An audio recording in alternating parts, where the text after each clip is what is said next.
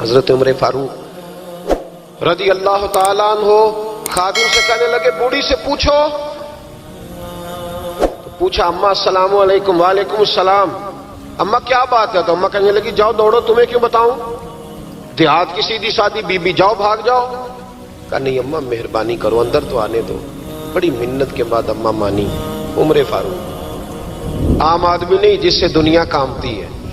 حضرت عمر اندر گئے. اماں کیوں پریشان ہو؟ تو اماں کہنے لگی تمہیں کیوں بتاؤں، میرا اپنا دکھ ہے. چل اماں بتا دے، تیری مہربانی.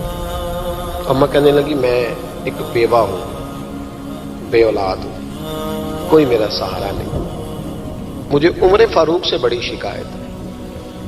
میرے اوپر 25 دینار کا قرضہ چڑھ گیا ہے اور 3 دن ہو گئے میں نے روٹی نہیں کھائی، اور عمر نے میری خبر نہیں لی.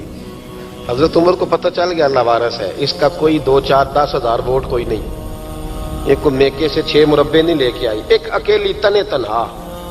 اور بھائی جب اللہ کا خوف ہوتا ہے تو پھر انسان ان غریبوں کو بھی مناتا ہے. پھر ریڑھی والے کی بھی اہمیت بڑھ جاتی ہے، پھر رکشے والے کی قدر بھی بڑھ جاتی ہے. حضرت عمر فاروق رضی اللہ تعالیٰ عنہ کہنے لگے اماں عمر سے شکوہ ہے؟ کہاں؟ جناب عمر کہتے ہیں میں نے ایک جملہ کہا تو اماں نے تو مجھے لاجواب کر دیا. میں نے کہا اماں عمر کو کیا پتا کہ تو بھوکی ہے اور مقروض ہے، اسے کیا خبر؟ تو اماں کہنے لگی کیا کہا تم نے؟ عمر کو خبر نہیں، اسے پتا نہیں؟ تو عمر سے کہو نا چھوڑ دے حکومت، اس کے حوالے کرے جو خبر رکھ سکتا ہے. کیوں بیٹھا ہے پھر؟ ہمارے حکمران کہتے ہیں ابھی میں صدمے میں ہوں، نکلوں گا تو بات کروں گا. نہ ادھر ادھر کی تو بات کر، یہ بتا کہ قافلہ کیوں لٹا. مجھے رہزنوں سے غرض نہیں، تیری رہبری کا سوال ہے. ہاں تجھے جواب دینا پڑے گا. حضرت سیدنا عمر فاروق رضی اللہ تعالیٰ عنہ سے اماں کہنے لگی نہیں خبر رکھ سکتا تو حکومت کیوں کرتا ہے، چھوڑتا کیوں نہیں؟ تو حضرت عمر کہتے ہیں میں کانپنے لگا. دوڑے گئے جناب عمر.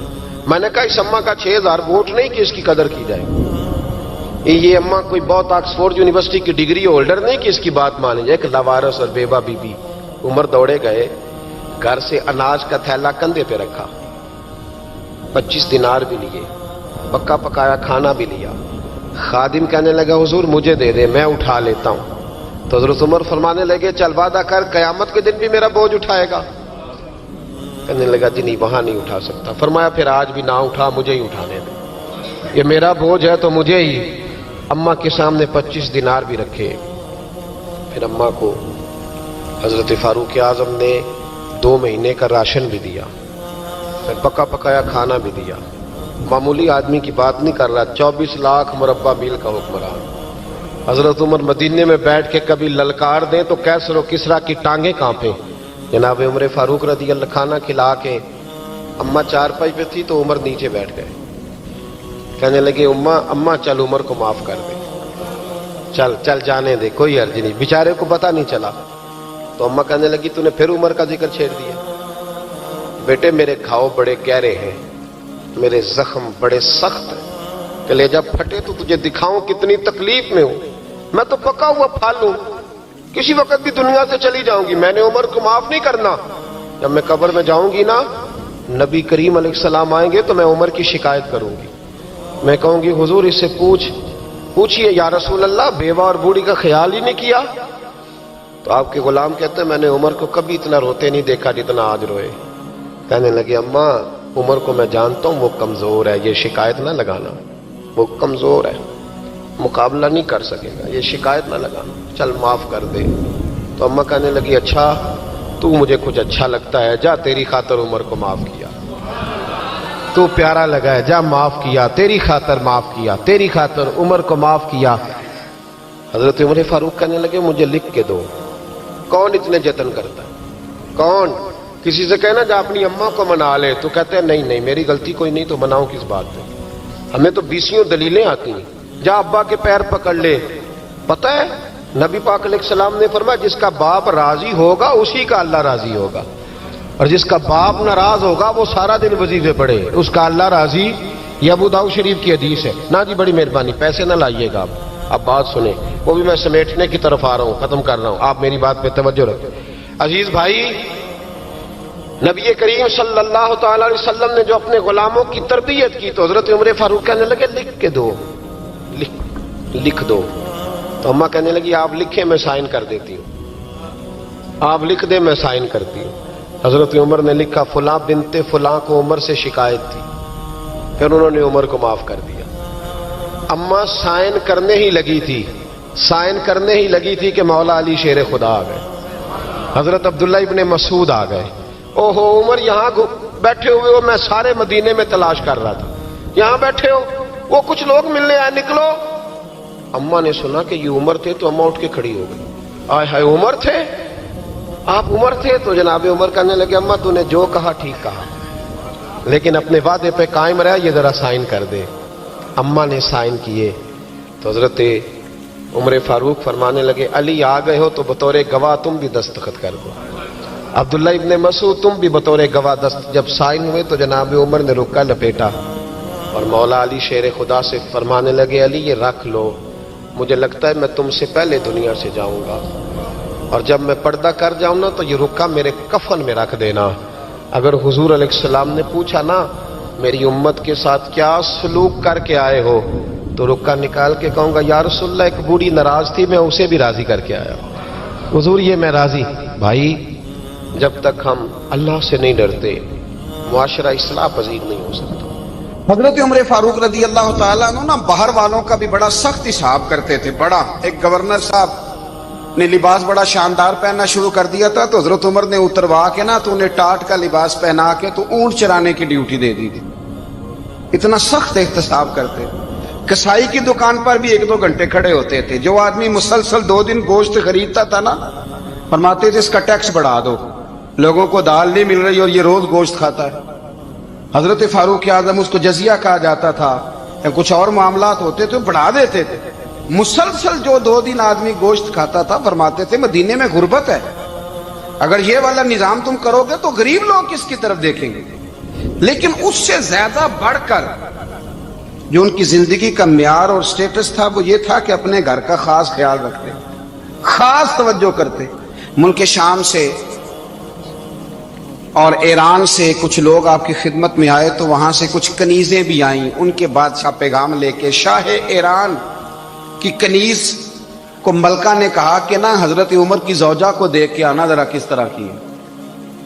हमारे मुल्क में क्या कहते हैं, खातून अव्वल जी, खातून, बाकी सारे दुओं में खातून अव्वल, जरा खातून अव्वल को देख के आना। तो वो जब आई ना घर में मिलने तो कहा कि मुझे मेरी मलका ने कहा था कि उमर की जौजा से अहलिया से मुलाकात करके आना। तो हजरत उमर की अहलिया ने ना एक जोड़ा कपड़ों का दे दिया मलका के लिए और एक खुशबू की शीशी दे दी। अब जब वो तोहफे वहां भेज गए तो उस मलका ने ना कुछ सोने का सामान भेजा, कुछ जेवरात भेजे, कुछ तहाइफ भेजे। जब हजरत उमर के घर आए ना, वो खादिम लेके आया, उसने कहा जी आपकी अहलिया ने तोहफे भेजे थे। तो जवाब में शाह ईरान की बीवी ने, यहाँ जिस मुल्क का वो सफीर था, उन्होंने भी ये भेजे। तो हजरत उमर फारूक ना वो तोहफे लेके घर गए तो जाके कहने लगे अपनी अहलिया से, ये तू कब से तोहफे तहाइफ भेजने लग गई है, ये कब से निजाम शुरू हो गया? तो कहा हुजूर तोहफा देना लेना तो ठीक है, सुन्नत है, मोहब्बत बढ़ती है, तो ये कोई कबाहत नहीं, और मैंने अपनी जाती इस्तेमाल के लिए जो चीजें रखी थी वो मैंने दी हैं। तो हज़रत उमर फारूक रज़ी अल्लाह तआला अन्हु फरमाने लगे हमने किसी मुल्क के साथ और उसके बादशाह के साथ जाती ताल्लुक नहीं बनाना, ताल्लुक जो भी बनेगा रसूलुल्लाह के दीन की बरकत से बनेगा। जाती रिश्ते नहीं हमने कायम करने। जाती आपके मुल्क की जो एयरलाइन जिसका हर साल खसारे का ढंढोरा पीटा जाता है ना, वो हमारे बादशाह साहब और सदर साहब अगर गैर मुल्कियों को घोड़ा कभी भेजना हो ना, घोड़ा, तो पूरा एक जहाज घोड़ा लेके तोहफे में जाता है, पूरा जहाज गरीब कौम का ये सरमाया। और कौम बड़ी बादशाह है, लाइनों में लाके वोट देती है। 2 काम हमेशा लाइन में लाके करने, एक बिल लाइन में लाके जमा कराना है और एक वोट लाइन में लाके, ताकि फिर पूरे 5 साल लाइन में ही लगे रहें। मर्जी से आप वोट देना, पर जो बात दुरुस्त है उसको सुनो। हजरत उमर फारूक रज़ी अल्लाह तआला अन्हु ने अपनी अहलिया से पूछा कितने का था वो तेरा जोड़ा और खुशबू की शीशी? उन्होंने कहा 3 दिनार की। फरमाया ये 3 दिनार तेरे और बाकी जो तोहफे आए हैं वो तू खुद कह, क्योंकि उसने तेरे नाम भेजे हैं। तू कह कि मैं माले गनीमत में देती हूँ, तू कह मैं मुसलमानों को कह تو زوجہ ہنس پڑی, کہنے لگی میں نہ بھی کہوں تو مجھے کہنا تو پڑے گا ہی, کہنا تو میں نے ہے ہی, کیونکہ سامنے عمر فاروق ہیں, لہذا فرمایا کہہ دیتی ہوں میں نے دیا خزانے کو. حضرت عمر نے جمع کرا لیا. میں یہ کیا بات ہوئی, میرے گھر والے جو مرضی کریں, ان کا معیار زندگی جس طرح کا مرضی ہو. اور حضرت عمر ایک جملہ کہا کرتے تھے, اللہ کرے کہ یہ باتیں اس دور حاضر میں ہماری سمجھ میں آئیں.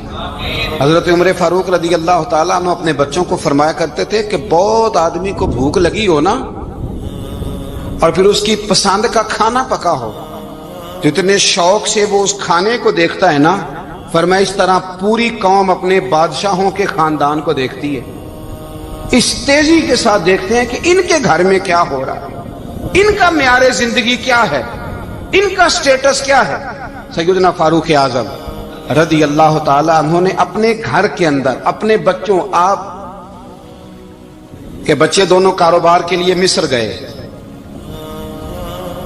تو وہاں کے گورنر صاحب نے لوگوں سے, ایک بہت بڑا قافلہ گیا مدینے سے مصر تجارت کے لیے, جاتے ہیں نا آج بھی قافلے کئی ملکوں میں, تو یہ گئے تجارت کے لیے. تو حضرت عبداللہ ابن عمر اور حضرت عبید اللہ ابن عمر, حضرت عمر کے دونوں بیٹے گئے. جناب عمر فاروق کے بچے جب وہاں پہنچے تو مصر کے گورنر نے نا لوگوں کو تعارف کرایا کہ یہ عمر فاروق کے بیٹے ہیں. یہ حضرت, یہ چودھری کے بیٹے کو کون بتاتا ہے کہ تو چودھری کا بیٹا ہے؟ باہر والے بتاتے ہیں, گھر والے جی. اور سیٹھ صاحب کے بیٹے کو کون بتاتا ہے کہ تو سیٹھ صاحب کا بیٹا ہے؟ اور مالک کو کون بتاتا ہے کہ تو مالک کا بیٹا ہے اور یہ کرایہ دار ہے؟ یہ کون بتاتا ہے؟ یہ سوچ ہم دیتے ہیں بچوں کو. چودھری اور کمی کی سوچ, امیر اور غریب کی سوچ, مالک اور کرایہ دار کی سوچ, گھر کے مالک کی اور کام کرنے والے کی سوچ, یہ ہم دیتے ہیں. یاد رکھنا, یہ ہم دیتے ہیں, یہ ہمارا مزاج ہے, یہ باہر سے نہیں آتی. تو کوئی شہزادہ ہے, تو سیٹھ ہے, تو نواب ہے, یہ سوچ باہر سے نہیں آتی. یہ اماں سوچ دیتی ہے, اماں, یہ ابا سوچ دیتا ہے.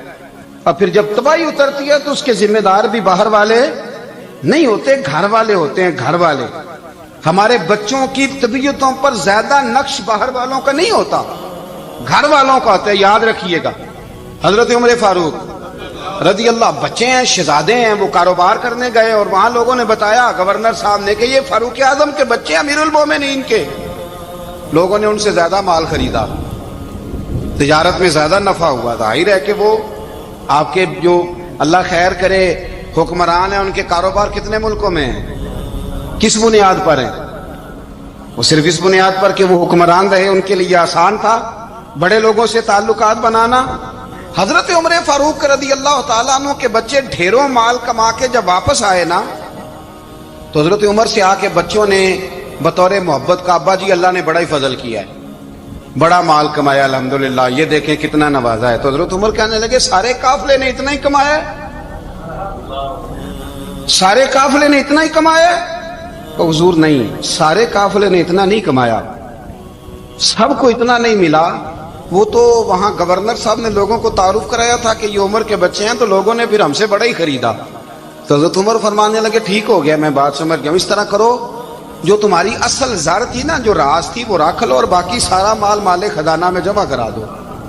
اس لیے کہ یہ تم نے تجارت نہیں کی, یہ تم نے اپنے باپ کا نام بیچا ہے, یہ تم نے امیر المومنین کے بیٹے ہونے کا فائدہ اٹھایا ہے.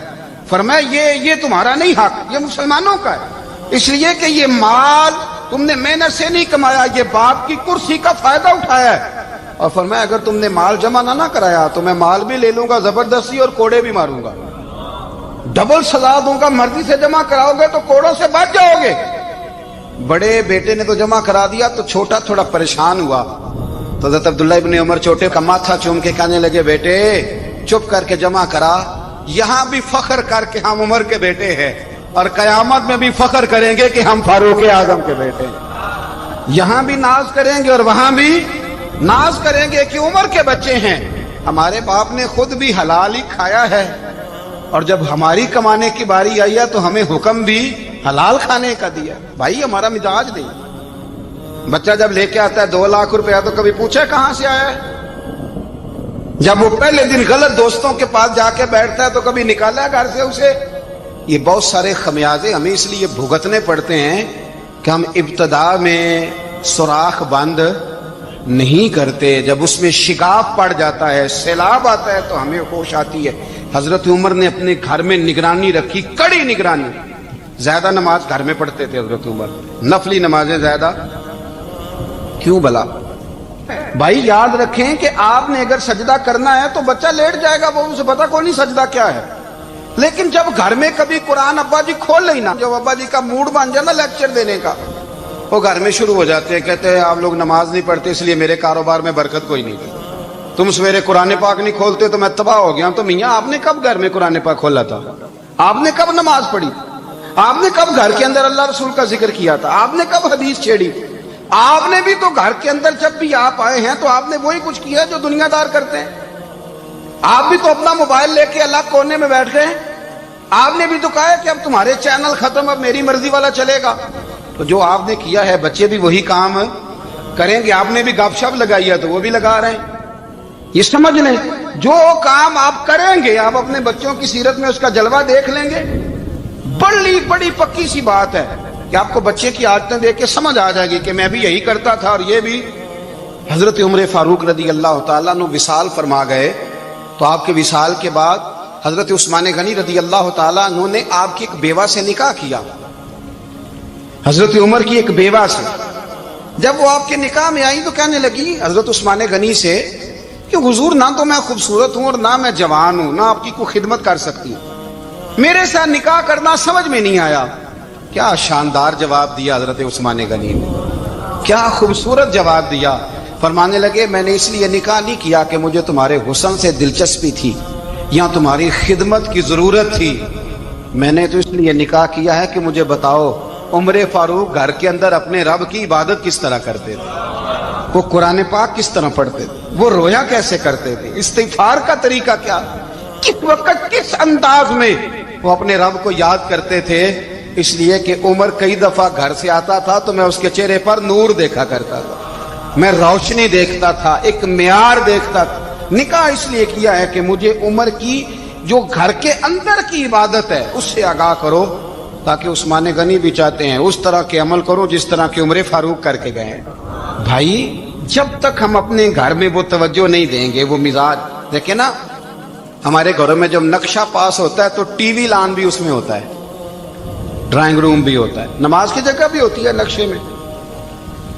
صحابہ جب گھر بناتے تھے تو ایک مسجد بیت کا نقشہ پاس کرتے تھے، ذہن میں رکھتے تھے کہ یہ کونا نماز کے لیے، وہاں جوتے لے کے کوئی نہیں جائے گا، وہاں نماز پڑھی جاتی تھی، عورتیں وہاں اعتکاف کرتی تھی۔ ٹی وی لان تو آ گیا ہے اور گھر کے اندر ٹی وی رکھنے کے لیے تو ایک کمرہ الگ سے بنا دیا گیا ہے، اور اب جو نئے نقشے پاس ہو رہے ہیں اس کے اندر گھروں کے اندر جگہ بنائی گئی ہے جہاں کمپیوٹر رکھے جائیں اور بچوں کے لیے وائرنگ ہوگی نیچے تاکہ انہیں کوئی مشکل درپیش نہ ہو۔ یہ ساری چیز ہم نے نہانے کے لیے گھروں کے اندر اتنے بڑے واش روم بنائے ہیں کہ لگتا یہ ہے کہ سوائے نہانے کے اور کام ہی نہیں کوئی گھر میں ہوگا۔ ہر چیز آ گئی، پر اللہ کرے کوئی تفسیر بھی ٹیبل پہ پڑی نظر آئے، کوئی حدیث کی کتاب بھی ٹیبل پہ پڑی نظر آئے۔ اللہ کرے کہ جس طرح ابا لطیفہ سن کے آتا ہے تو جب تک سنا نہ لے اسے ہضم نہیں ہوتا، اللہ کرے کہ وہ جمعے میں بیان سن کے جائے تو اس کا بھی دل کرے میں اپنے بچوں کو سناؤں۔ وہ نبی پاک کی کوئی حدیث کہیں سے سنے تو گھر جا کے سنائے۔ جب تک یہ معیار نہیں بنتا آپ کیسے توقع کرتے ہیں کہ گھر کے اندر اللہ کی رحمتیں نازل ہوں گی؟ آپ یہ کیسے توقع کرتے ہیں کہ گھر کے اندر وہ معیار اور وہ مزاج بنے گا؟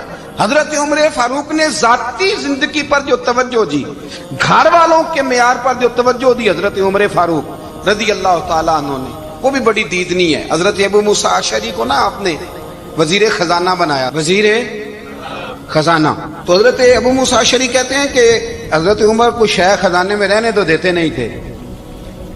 تو ایک دن میں صفائی کر رہا تھا اس کمرے کی جس میں خزانہ رہتا تھا۔ ہمارے تو ملک میں جو جاتا ہے وہ صفائی کر کے ہی جاتا ہے، اللہ خیر کرے۔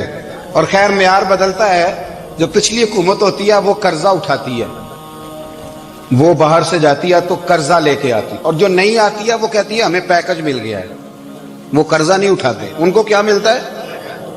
یعنی پچھلی نے قرضہ لیا تھا اور ہم نے، واہ جی واہ کیا خوبصورت انداز ہے، اس کا نام بدل کے نا، انہوں نے قرضہ لیا تھا اور ہم نے، میں کہا بڑے شاندار سیانے بندے ہو گئی۔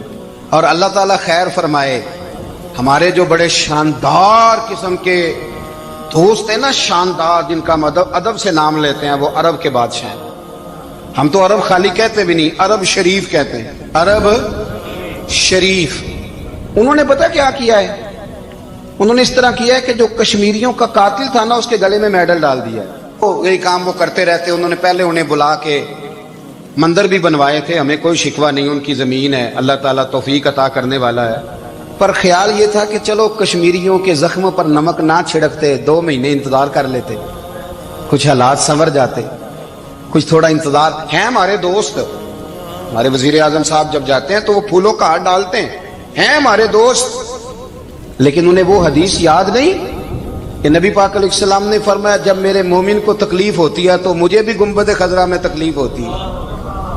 انہیں نہ کشمیریوں کا خون یاد نہیں آیا، انہیں برہان وانی کی کٹی ہوئی لاش یاد نہیں آئی، انہیں 30,000 بیوہ عورتیں 30,000 بیوہ عورتیں یاد نہیں آئی، 30,000 بیوہ عورتیں جن کے ساگ اجڑ گئے، اور انہیں 1.25 لاکھ یتیم بچہ یاد نہیں آیا جو یتیمی کی زندگی گزار رہا ہے، اور اس کے باوجود بہت بڑے ذمہ دار ہے وہ۔ مجھے پڑھ لینے دو آج احمد فراز کا شعر۔ وہ ہمارے مکتب کوئی ایسا نہیں کہ وہ مولوی تھا، وہ غیر جانبدار تھا، پر مجھے آج پڑھ لینے دو اس کا شعر، ایک کلیجے کا درد ہے، پڑھ لینے دو۔ اس نے کہا تھا کہ پڑھتا ہوں تو کہتی ہے یہ خالق کی کتاب ہے، مثل یہودی یہ سعودی بھی عذاب، اس قوم کے بارے میں کیا لکھوں فراز، کعبے کی کمائی سے جو پیتے ہیں شراب، کعبے کی کمائی سے جو پیتے ہیں شراب، اس قوم کے بارے میں کیا لکھوں فراز، کہ کعبے کی کمائی سے جو پیتے ہیں شراب۔ میں خیال نہیں آیا تمہارا صرف دین یہ ہے کہ قبریں گرا دو، مزارات گرا دو، فقط یہ دین ہے؟ کوئی نبی پاک کے روزے کی طرف منہ کرے تو اسے مشرک کہو، یہ دین ہے؟ اس کا نام مذہب رکھا تم نے؟ مذہب تو اس کا نام ہے کہ جو رسول اللہ کا نام لینے والا ہے وہ ہمارا یار ہے، اور جو نبی پاک کا نام لینے والا نہیں، ہمارا اس سے کوئی تعلق، یہ دین ہے۔ حضرت عمر فاروق کی سیرت سنا رہا ہوں، حضرت عمر کی۔ حضرت ابو موسیٰ اشعری نے ایک عیسائی کو منشی رکھا تھا، اکاؤنٹ آفیسر حضرت ابو موسیٰ اشعری نے۔ تو حضرت عمر فاروق بول پڑے، کہنے لگے تمہیں مسلمان کوئی نہیں ملا تھا؟ کلمہ گو نہیں تمہیں نظر آئے؟ کشمیریوں کی لاشیں نظر نہیں آتی؟ ان کا خون بہ رہا ہے، تباہی اتر رہی ہے، اور تم قاتل کو گولڈ میڈل پہنا رہے ہو۔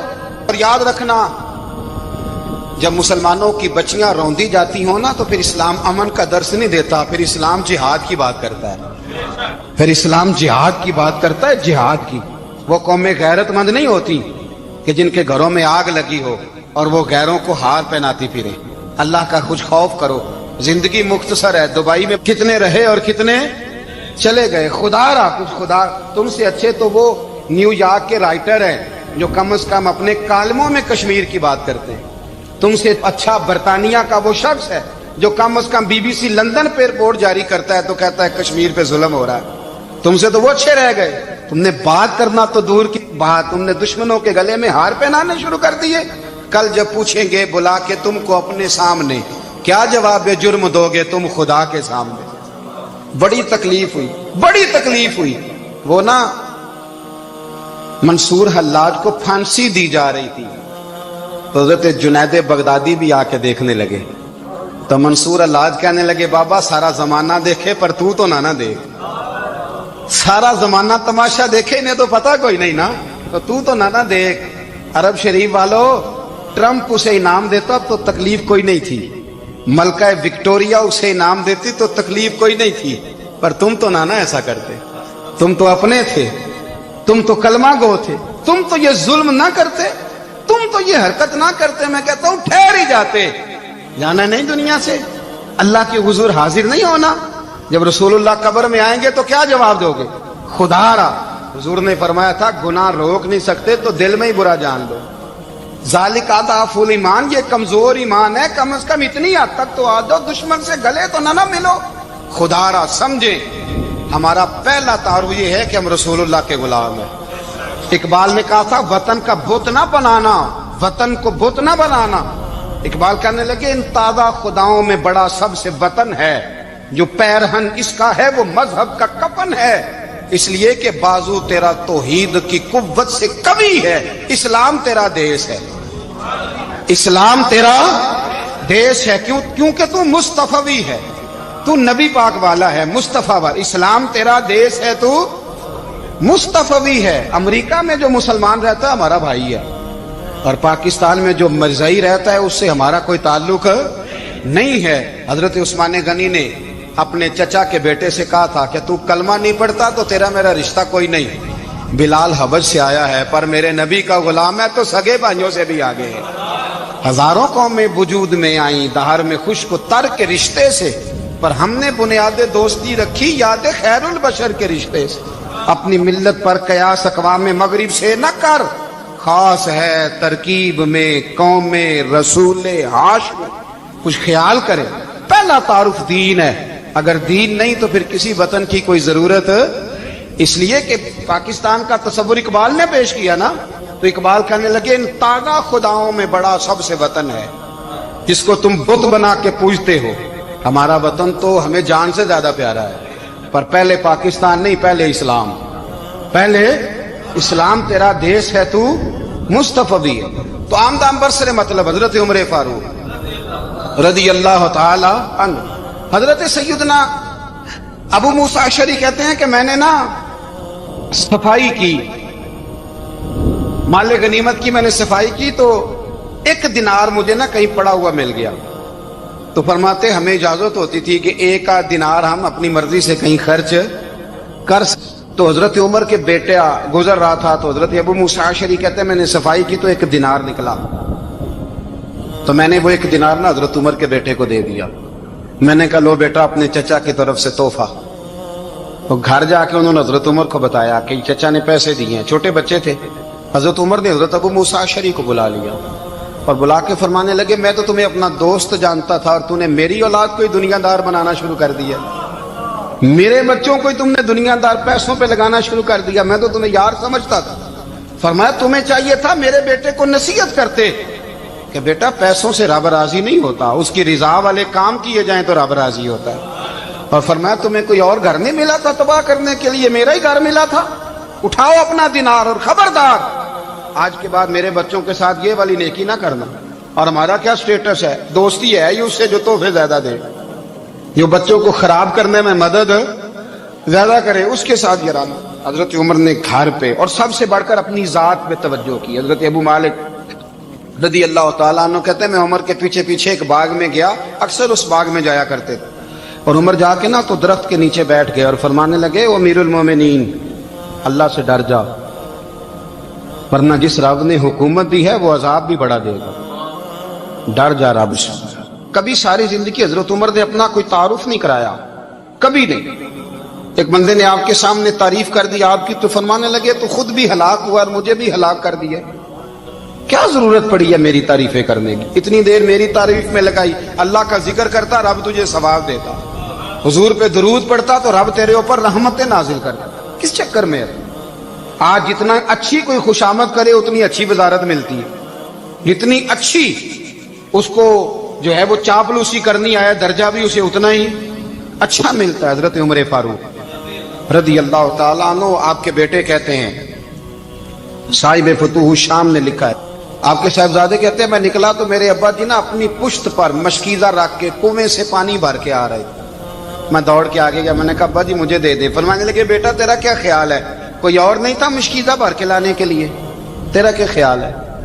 کہا ابا جی بڑے لوگ تھے پر آپ کیوں اٹھا رہے ہیں؟ فرمانے لگے نفس نا ذرا میرا بڑا ہو گیا تھا، اسے ذرا ذلیل کر رہا ہوں، ذرا اپنا محاسبہ کر رہا ہوں، یہ مجھے کہہ رہا تھا تو بڑی چیز ہے، تو میں نا ابھی مشکیزہ گھر رکھ کے آؤں گا، پھر تیری ماں نے مجھے کہا ہے کہ گھر میں لکڑیاں کوئی نہیں جلانے کے لیے، پھر میں جنگل سے لکڑیاں کاٹ کے لاؤں گا۔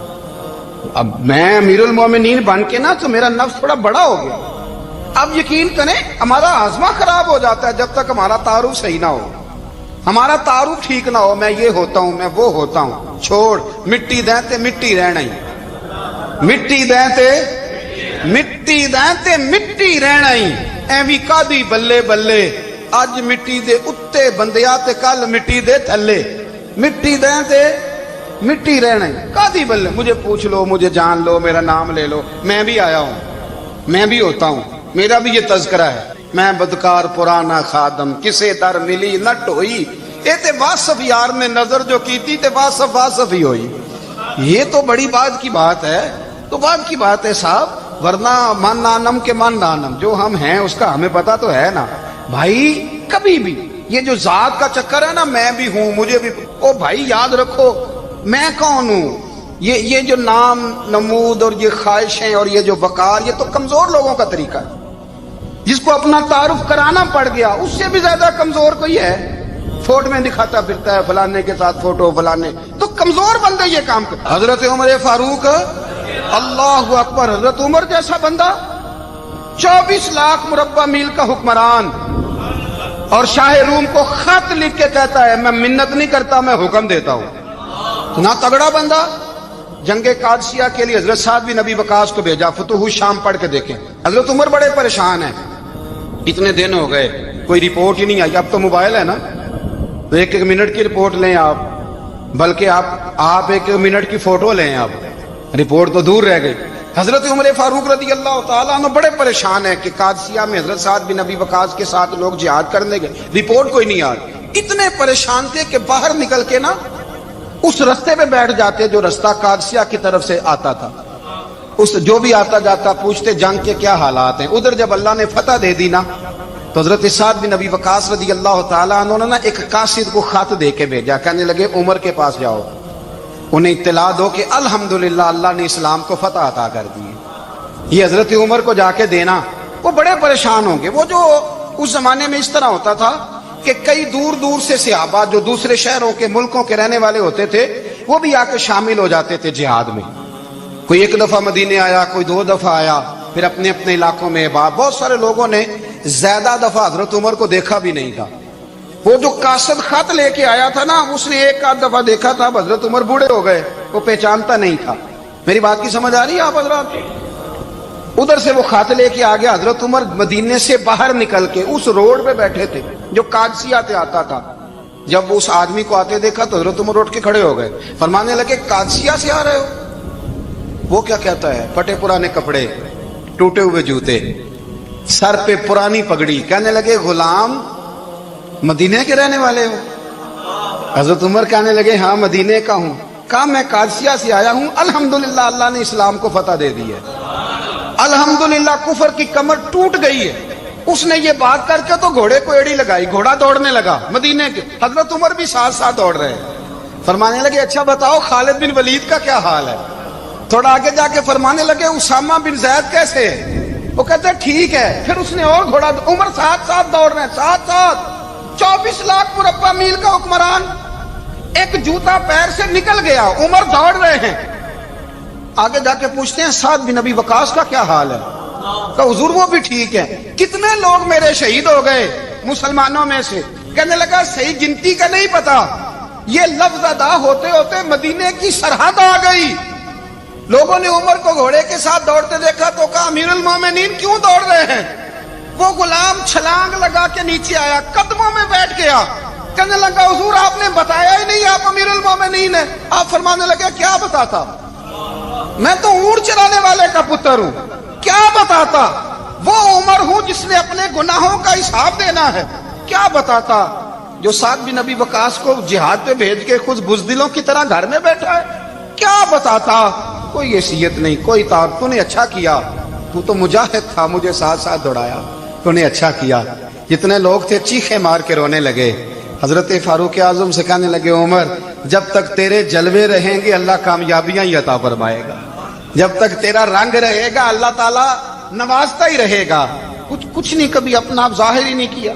बहुत बड़े थे, बहुत बड़े थे हजरत उमर, बड़े थे, लेकिन सारी जिंदगी अपने मुहाज। हजरत अबू राफे गुलाम थे, कुरान पाक बड़ा सोना पढ़ते थे। हजरत उमर जब भी उन्हें मिलते कहते अबू राफे तो उमर से अच्छा है, कुरान बड़ा शानदार पढ़ता है। तो वो कहते हुजूर अगर मैं कुरान सही पढ़ता हूं तो आपको कुरान की तशरीह ज्यादा सही आती है, आप भी तो मुझसे अफजल हैं। तो आप फरमाते नहीं फिर भी तो मुझसे अफजल है। क्यों? इसलिए कि तू अपने गुलाम अपने आका की नौकरी भी ठीक करता है और रब की इबादत भी ठीक करता है। اور مجھے خالص صرف عبادت کرنی ہوتی ہے وہ بھی ٹھیک نہیں کر پاتا. ساری زندگی اپنا محاسبہ, ساری زندگی اپنے گریبان میں دیکھا, ساری زندگی اپنے آپ کو پرکھا, اپنے آپ کو ٹٹولا. 62 سال عمر بیت گئی. حضرت حذیفہ بن یمان ایک صحابی تھے. میرے نبی کریم علیہ السلام نا ان سے راز کی باتیں کرتے تھے. ہر بندے کا ہاضمہ ٹھیک نہیں ہوتا, سب سے راز کی بات نہیں کرنی چاہیے. حضرت حذیفہ بن یمان کہتے ہیں حضور راز کی باتیں بتاتے.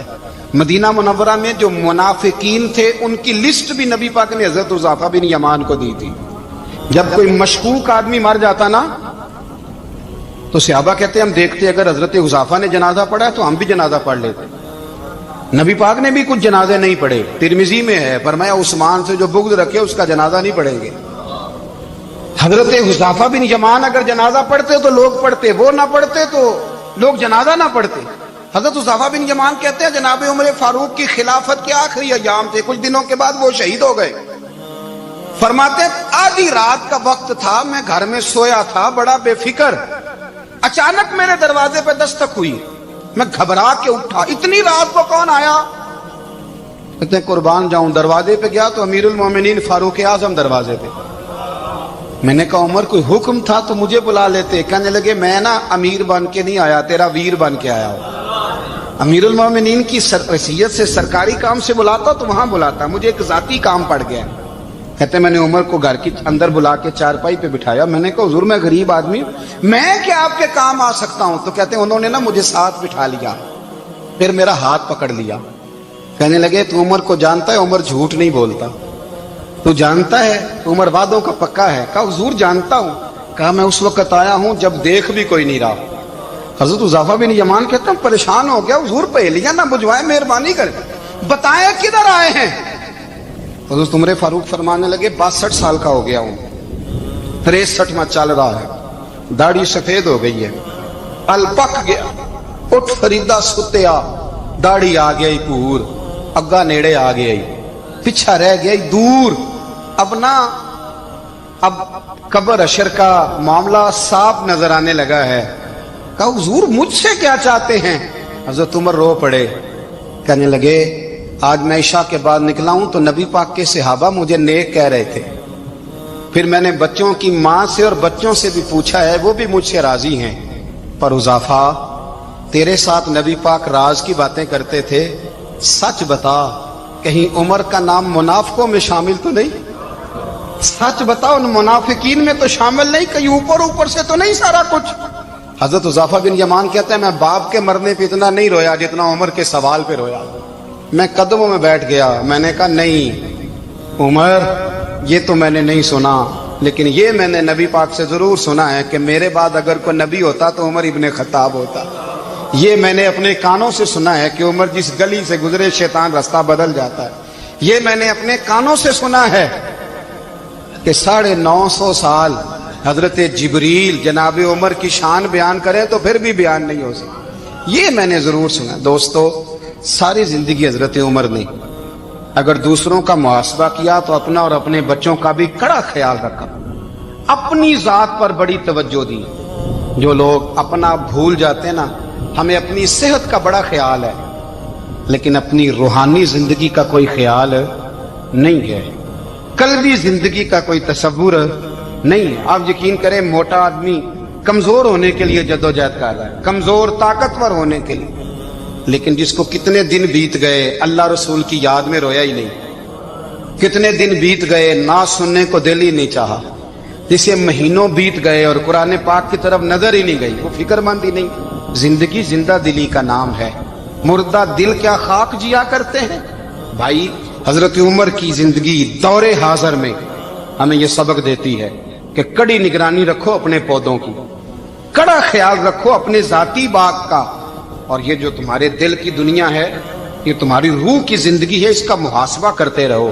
نبی کریم علیہ السلام نے فرمایا اپنا حساب خود کر لو قبل اس کے کہ تمہارا حساب کیا جائے. اپنا حساب بولیے, اپنا حساب. ہم ساری دنیا کا حساب کرتے پھرتے ہیں, کوئی کہاں سے کماتا ہے کہاں کھاتا ہے, پر اپنا حساب حضور نے فرمایا حساب کر لو قبل اس سے کہ تمہارا حساب مولا علی فرماتے ہیں نماز پڑھ لو قبل اس کے کہ تمہاری نماز پڑھی جائے، نماز پڑھ لو قبل اس کے کہ تمہاری، اپنا محاسبہ کریں، تھوڑا سا نا اوپر دائیں بائیں دیکھنے کی بجائے تھوڑی سی گردن جھکا کے نا، درویش کہتے ہیں برے بندے نو میں لبن ٹریا تے جگ تے ملیا نہ کوئی، اپنے اندر چاتی پائی تے میتھوں برا نہ کوئی، تھوڑی سی نا تھوڑی سی اپنی طرف توجہ دیں۔ ہم نا بے چین وقت گزار رہے ہیں، بے قرار ہیں، بے سکون ہیں، سبب یہ ہے کہ ہم نے نا اپنا حساب کرنا